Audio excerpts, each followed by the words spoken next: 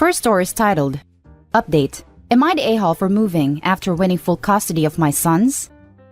Original story. My wife and I got a divorce last year.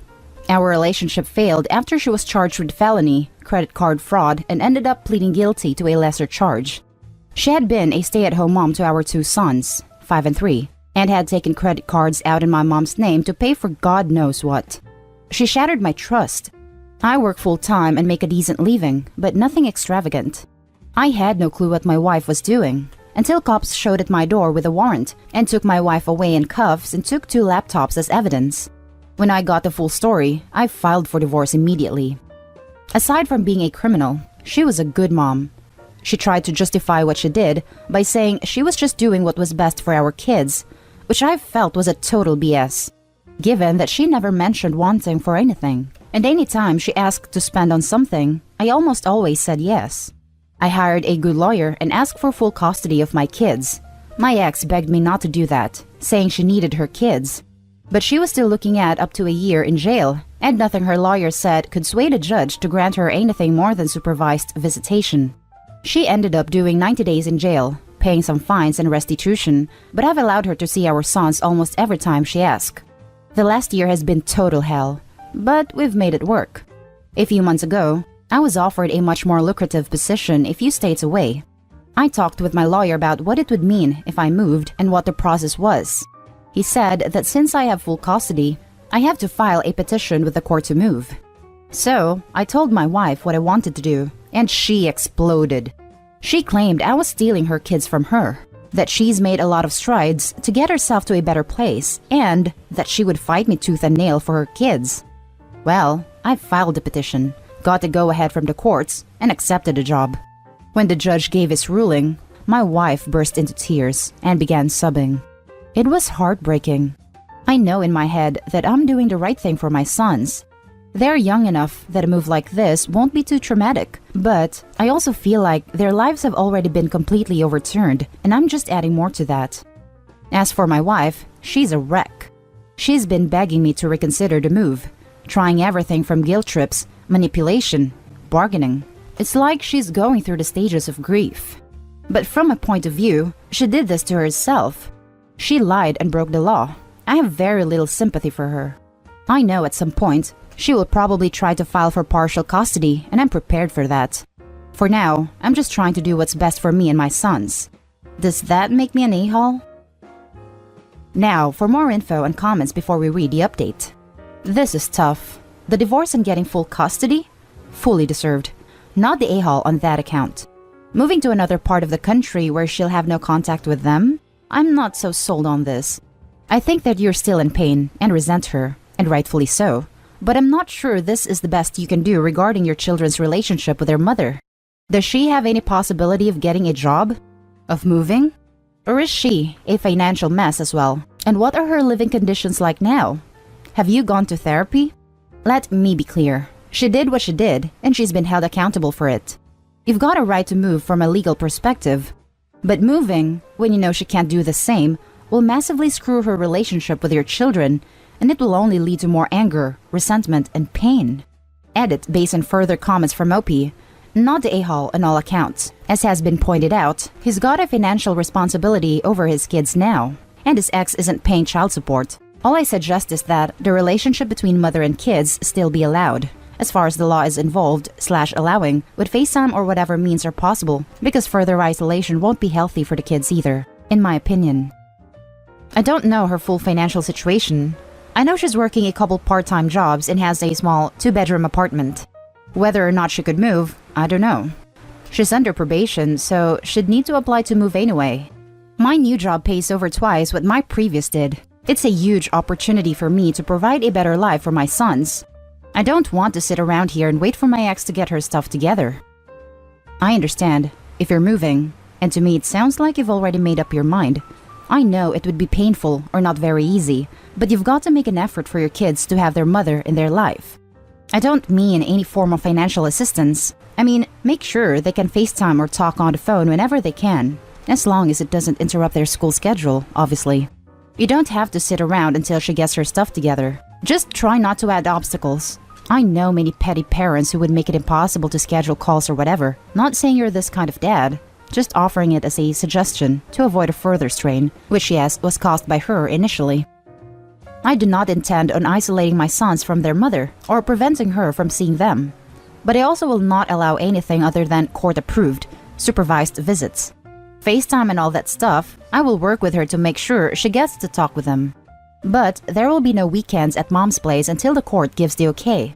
I'm not saying I believe she will try to run away with my kids, but I also never believed she would defraud my mother of $30,000. Y'all know this begging for a gender-reversed situation. Holy crap, people are actually calling him an a-hole.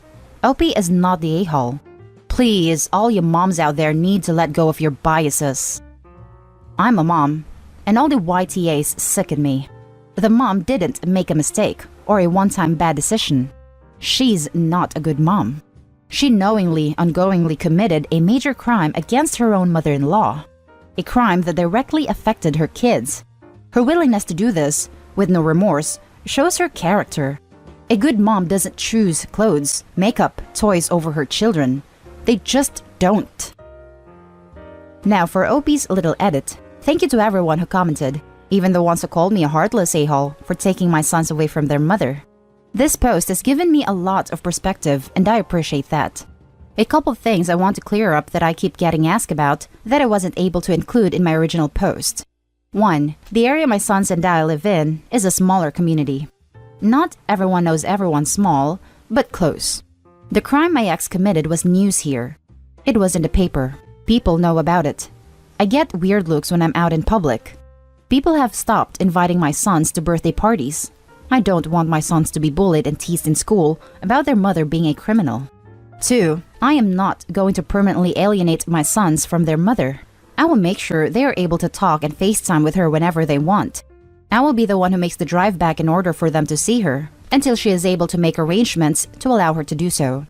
I will continue to work with my ex to make sure she is included in things like birthdays and holidays. 3. I know my sons and I will all need therapy from this. There is not good mental health help available where my previous job is. My new job offers on-site childcare, and I will have access to counseling and therapy for myself and my sons that we would not have access to without moving. The schools near my new job are head and shoulders above the ones near my previous job. 4. If my ex gets her life back on track and is able to move closer to us, I'm all for it. If she does the things she needs to do in order to petition for shared custody, I don't intend on fighting her for that. But until she does that, I will not allow her anything more than the supervised visits ruled by the court. I will also not ask for any of the court-ordered child support. We won't need it. 5. To all the people who screamed, "But she's their mother." Yes, and she always will be. And I remind my sons daily that their mom loves them very much, and that she wishes she can be with them like before. I am angry and resentful of my wife, but I work very, very hard to not let any of those feelings impact my sons and their relationship with their mom. Now for the update. I got a lot of people asking for an update on the situation, and since a few things have changed, I figured I would go for it. I did end up taking the new job and moved with my sons. We have been settling into our new lives quite nicely over the last month, and things have been going really well. My sons love the new house. They have made friends with some other kids their age in the neighborhood. My job has been going really well, and I really couldn't have hoped for things to go better than they have. I got both of my sons into a great therapy program, and the three of us have also been doing counseling sessions together. My boys have been adjusting amazingly well, and I'm so happy and proud of how they've handled this. We've also made 2 trips back to see their mother, since she is still in the process of figuring out what she will be allowed to do in relation to her probation. We've also been doing many video calls a week with her. My sons still don't understand why their mom isn't here with us, but they do seem to grasp that this is going to be their new normal. In comparison with how well myself and my sons are adjusting, my ex is the complete opposite.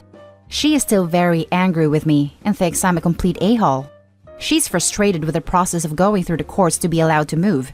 She's frustrated that I'm not willing to drive our sons back to see her as often as she'd like. She feels she's being marginalized in their lives and that I am pulling them away from her.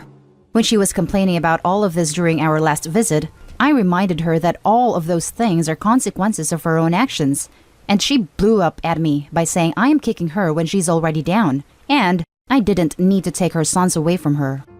I told her how well our sons are doing and how happy they are, and she should be proud of how strong and resilient they've been.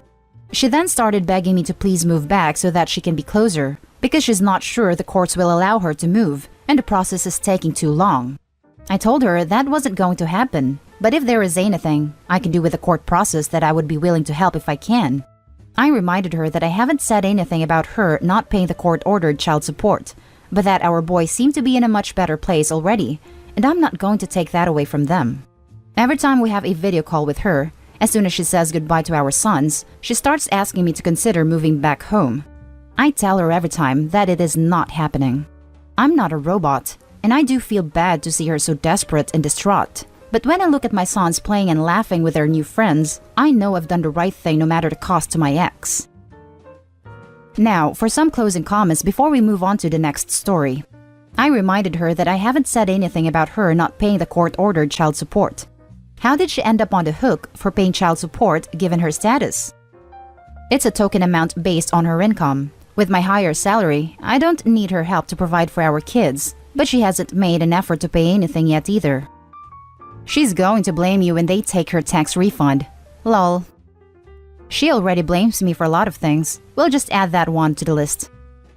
Just want to piggyback and say, if she's not making an effort to pay child support in any way, likely no court would give her partial custody anyways. She's not showing she can support kids in any minimal capacity. Also, my father raised my sister and I alone, but courts ruled for 50-50 custody because you can't separate kids from their mother, BS. Both moms and dads can be incapable of being a parent. Her fraud history and subsequent emotional breakdown, as it seems, definitely puts her in the category of not being responsible enough for custody's sake. Keep up the good work. You sound like a great father. Did you check the kids' credit? Yes, many times over. They're clean. I would at least every 6 months, if she has their SS numbers. Now for the last story. Am I the a-hole for not giving my parents their son back? When I, 26 male, was 20 years old, my mom and dad had a 1-year-old son, Eddie. They were struggling in their marriage and had been for years. They thought having another baby would magically fix things, but they were wrong, as it just caused more problems and strained their finances. They were in over their heads and decided to give Eddie up for adoption. I begged them not to, but they had made up their minds. Social workers asked other family members if anyone would like to take Eddie. Both my older brothers refused, and my grandparents were too old, so I took my brother in.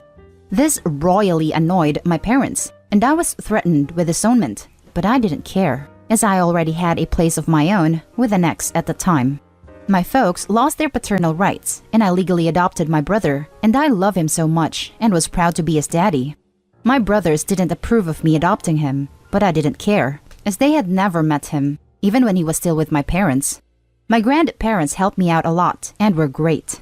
Unfortunately, they have both passed since then and left me what money they had left to raise my bro.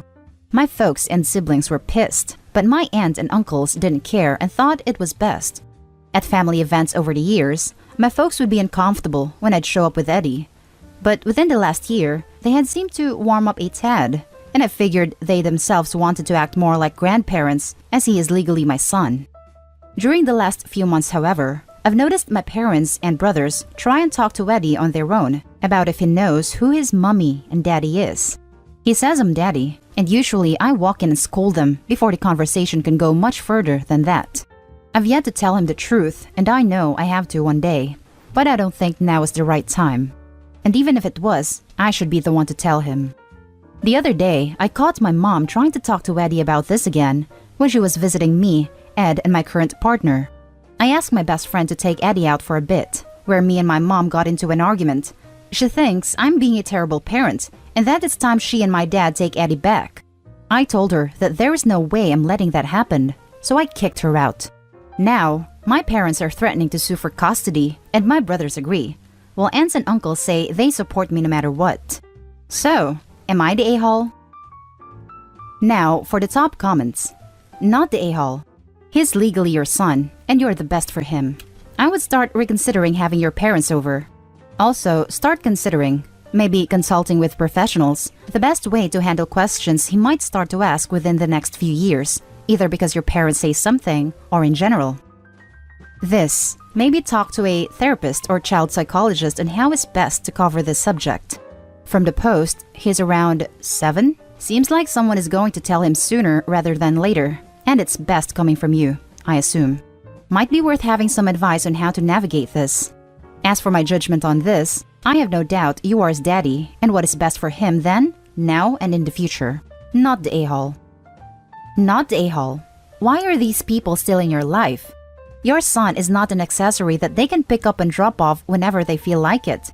The only way they would be worthy of taking in Eddie would be if they loved him and cared about his best interest. But if they loved him and cared about his best interest, then they wouldn't be trying to rip him away from the only father he has ever known. That would be so unbelievably confusing for him. Plus, let's face it, it probably wouldn't stick. Also, if they were good parents, they wouldn't be trying to do this to you, their son. You did something so incredibly mature and caring 6 years ago. I don't know why your brothers also suck so much, but clearly you should keep your aunts and uncles and ditch the rest of them. I don't think it's a coincidence that it's about time we take our son back as soon as the grandparents died and left the inheritance to the kid they abandoned. They don't want the kid, they want the kid's piggy bank. Edit. Whoa, I expected a few replies at least, not this many. I have decided that I'm going to tell him tomorrow. Have a me and him day and explain it the best I can and answer what I can. Edit 2. Okay, so I told him. It's half term here in the UK, so he didn't have school. Around lunchtime, I took him to get his favorite food. We then went for a walk in the park talking about family and stuff. Eventually, we sat down, and I told him about how I adopted him, but I'm still daddy, and that I still loved him. But then I explained how I came to look after him. It's fair to say he didn't understand some things and has been a bit quieter than usual, but he cuddled up to me while I was watching a film I loved when I was a kid and said, "I love you, Daddy," when I put him to bed. I'm feeling better, and I hope he does too. To say it's been an emotional day is an understatement. And that's the end of this video, folks. As always, leave a comment and hit like and subscribe. And if you want more of this content, turn your notification on to get updated on the latest videos. And I'll catch you in the next one. Stay safe.